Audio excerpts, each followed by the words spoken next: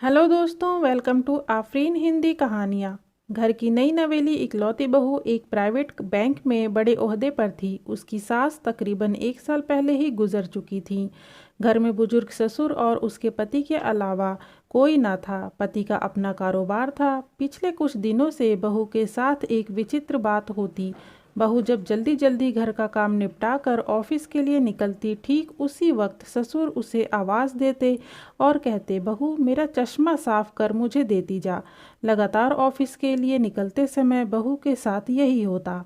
काम के दबाव और देर होने के कारण कभी कभी बहू मन ही मन झल्ला जाती, लेकिन फिर भी अपने ससुर को कुछ बोल नहीं पाती। जब बहू अपने ससुर के इस आदत से पूरी तरह ऊब गई तो उसने पूरे माजरे को अपने पति के साथ साझा किया। पति को भी अपने पिता के इस व्यवहार पर बड़ा ताज्जुब हुआ, लेकिन उसने अपने पिता से कुछ नहीं कहा। पति ने अपनी पत्नी को सलाह दी कि तुम सुबह उठने के साथ ही पिताजी का चश्मा साफ करके उनके कमरे में रख दिया करो, फिर ये झमेला समाप्त हो जाएगा। अगले दिन बहू ने ऐसा ही किया और अपने ससुर के चश्मे को सुबह ही अच्छी तरह साफ करके उनके कमरे में रख आई। लेकिन फिर भी उस दिन वही घटना पुनः हुई और ऑफिस के लिए निकलने से ठीक पहले ससुर ने अपनी बहू को बुलाकर उसे चश्मा साफ करने के लिए कहा। बहू गुस्से में लाल हो गई, लेकिन उसके पास कोई चारा नहीं था। बहू के लाख उपायों के बावजूद ससुर ने उसे सुबह ऑफिस जाते समय आवाज़ देना नहीं छोड़ा।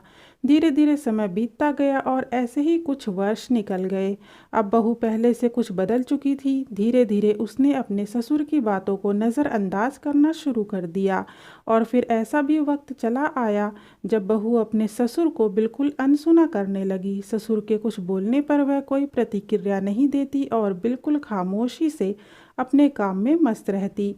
गुजरते वक्त के साथ ही एक दिन बेचारे बुजुर्ग ससुर भी गुजर गए। समय का पहिया कहाँ रुकने वाला था, वह घूमता रहा घूमता रहा। छुट्टी का दिन था। अचानक बहू के मन में घर की साफ सफाई का ख्याल आया। वह अपने घर की सफाई में जुट गई। तभी सफाई के दौरान मृत ससुर की डायरी उसके हाथ लग गई। बहू ने जब अपने ससुर की डायरी को पलटना शुरू किया तो उसके एक पन्ने पर लिखा था, दिनांक 24/8/2009। आज के इस भागदौड़ और बेहद तनाव व संघर्ष भरी जिंदगी में घर से निकलते समय बच्चे अक्सर बड़ों का आशीर्वाद लेना भूल जाते हैं, जबकि बुजुर्गों का यही आशीर्वाद मुश्किल समय में उनके लिए ढाल का काम करता है।